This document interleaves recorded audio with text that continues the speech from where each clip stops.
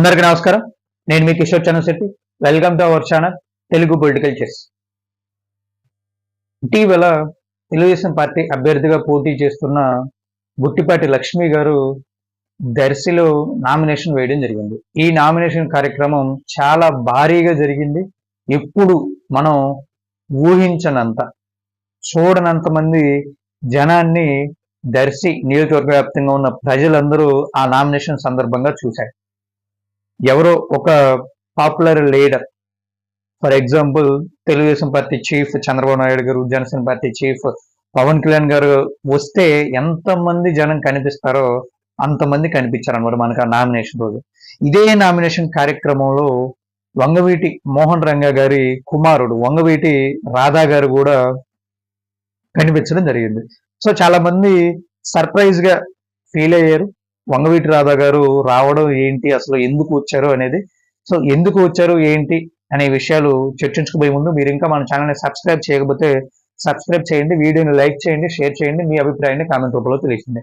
వంగవీటి మోహన్ రంగా గారికి చాలా మంచి పేరు ఉంది ఆంధ్రప్రదేశ్ రాష్ట్ర వ్యాప్తంగా. ఉమ్మడి కృష్ణా జిల్లా కావచ్చు, ఉమ్మడి గుంటూరు జిల్లా కావచ్చు, అలాగే ఇటు ప్రకాశం జిల్లాలో కావచ్చు, అటు ఉభయ గోదావరి జిల్లాలో కావచ్చు, అందరికీ కూడా సుపరిచితుడు వంగవీటి మోహన్ రంగా గారు. సో ఆయన కుమారుడు అయినటువంటి, ఆయన వారసుడిగా రాజకీయాల్లోకి అడుగుపెట్టిన వంగవీటి రాధా గారు మాత్రం పాలిటిక్స్ లో అంత సక్సెస్ అవ్వలేదని చెప్పాలి. దానికి కొన్ని కారణాలు ఉన్నాయి. ఆర్థికంగా బలంగా లేకపోవడం, అలాగే ముక్కుసూటితనం, అలాగే సెల్ఫ్ రెస్పెక్ట్ ఎక్కువగా ఉండడం. సో ఇలాంటివి అన్నమాట. అయితే ఇప్పుడు 2024 ఎన్నికలు సమీపిస్తున్న సందర్భంలో ఆయన మళ్ళీ మరొకసారి పార్టీ మారుతారు అనే ఊహాగానాలు బలంగా వినిపించిన. జనసేన పార్టీలోకి వెళ్తారు, అవన్గడ్డ అభ్యర్థిగా పోటీ చేస్తారు, లేదంటే మచిలీపట్నం ఎంపీగా పోటీ చేస్తారు, ఇలాంటి ఊహాగానాలు వినిపించినాయి. అయితే ఎట్టకేలకు ఎక్కడ వర్కౌట్ అవ్వలేదు. సో క్యాస్ట్ ఈక్వేషన్స్ కావచ్చు, క్యాష్ ఈక్వేషన్స్ కావచ్చు, పాలిటిక్స్ లో ఈ రెండు చాలా ముఖ్యం. ఈ రెండు వర్కౌట్ అవ్వకపోవడంతో ఆయన తెలుగుదేశం పార్టీతోటే కొనసాగుతున్నప్పటికీ కూడా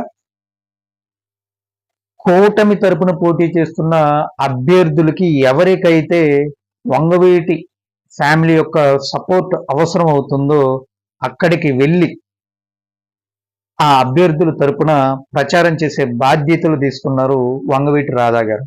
సో ఒక రకంగా కూటమి మొత్తానికి కూడా ఆయన స్టార్ క్యాంపెయినర్ అని చెప్పాలి. ఆ క్యాంపెయినింగ్ లో భాగంగానే ఆయన దర్శి నియోజకవర్గ తెలుగుదేశం పార్టీ అభ్యర్థిగా నామినేషన్ వేస్తున్న గుట్టిపాటి లక్ష్మి గారి నామినేషన్ కార్యక్రమానికి కూడా హాజరవడం జరిగింది. ఇక్కడ కూడా జనసేన పార్టీ బలంగా ఉంది, అలాగే కాపుల ఓట్ షేర్ కూడా ఇక్కడ చాలా బలంగా ఉంది. సో ఇక్కడ వంగవీటి రాధా గారు కూడా కనిపిస్తే ఆయన ప్రజెన్స్ కూడా ఉపయోగపడుతుంది, కూటమి విజయానికి ఉపయోగపడుతుంది అనే ఉద్దేశంతో ఆయన కూడా ఇన్వైట్ చేయడం జరిగింది.